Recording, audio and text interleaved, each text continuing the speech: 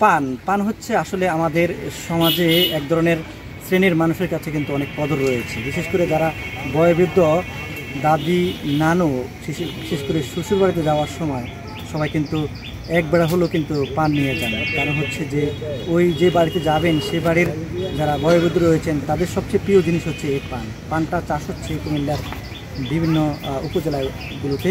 বিশেষ করে আমি যেখানে রয়েছি এটি হচ্ছে কুমিল্লা শহরের সাথেই চান্দিনা এবং দেবিদ্বারের মাঝামাঝি একটি গ্রাম, সেটি হচ্ছে বড়কামতা। এখানে প্রায় 2 শতাধিক পরিবার কিন্তু এই পান চাষ করছেন এবং সেই পান চাষ করেই তারা কিন্তু তাদের পরিবার পরিজন নিয়ে কিন্তু খেয়ে পড়ে বেঁচে আছেন। আমরা তাদের সাথে কথা বলেছি, তারা বলেছেন যে এই পান চাষ তাদের সে বংশ পরম্পরায় কিন্তু তারা করে আসছেন। তাদের ছেলে মেয়েদেরকে তারা লেখাপড়া করাচ্ছেন, তারা এখন আর্থিকভাবে সফলতার মুখ দেখছেন এই পান চাষ করে।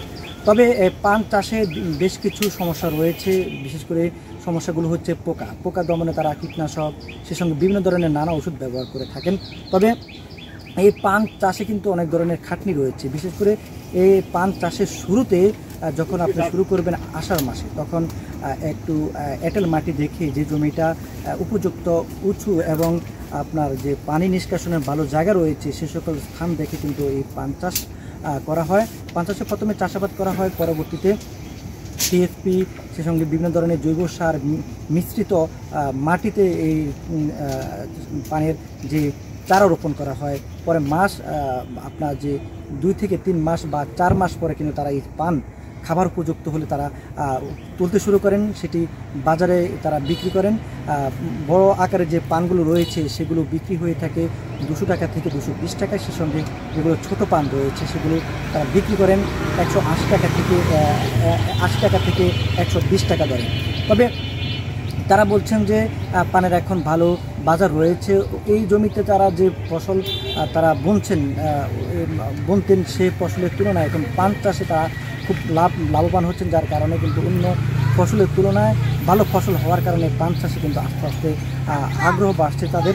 তবে আমরা দেখেছি যে পান চাষে যে ধরনের খুঁটি ব্যবহার করা হয় সে সঙ্গে উপরে মাছা দেওয়া হয়। পান চাষে হচ্ছে কি যে পান চাষের উপরে এক ধরনের ছায়া বেষ্টিত জায়গা তৈরি থাকতে হবে, সে সঙ্গে অল্প গরম থাকতে হবে, সে সঙ্গে একটু শুকনো পরিবেশ থাকতে হবে স্যাঁতস্যাঁতে, এবং কোনো ধরনের বৃষ্টি জমে যায় এরকম পরিবেশ থাকলে কিন্তু পানে পছন্দ করবে। সে সঙ্গে উপরে যদি রোদে নিয়ন্ত্রণে যদি কোনো ব্যবস্থা না করা হয় বা মাছা তৈরি করা না হয়, উপরে ছাউনি না দেওয়া হয়, তাহলে কিন্তু সরাসরি রোদ পড়লে পানের যে পান সেগুলো কিন্তু জ্বলে যাবে।